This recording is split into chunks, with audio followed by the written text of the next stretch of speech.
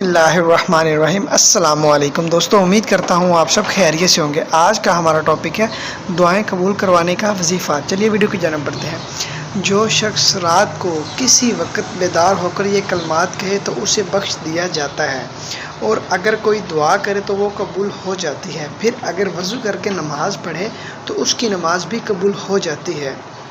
لا الہ الا اللہ وحدہ لا شریک لہ لہ الملک ولہ الحمد وہو علی کل شیء قدیر، سبحان اللہ والحمد للہ ولا الہ الا اللہ واللہ اکبر ولا حول ولا قوۃ الا باللہ العلی العظیم رب اغفر لی۔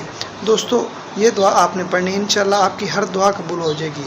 دوستو امید کرتا ہوں آپ کو یہ میری ویڈیو اچھی لگی ہوگی۔ اگر میری ویڈیو اچھی لگی ہے تو میری ویڈیو کو لائک کریں، میرے چینل کو سبسکرائب کریں اور بیل آئیکن پر ضرور کلک کریں تاکہ نہیں آنے والے انفارمیٹیو ویڈیوز کا نوٹیفیکیشن آپ کو بآسانی مل سکے۔ اپنا بہت سارا خیال رکھے گا، دعاؤں میں یاد رکھے گا۔ اللہ حافظ۔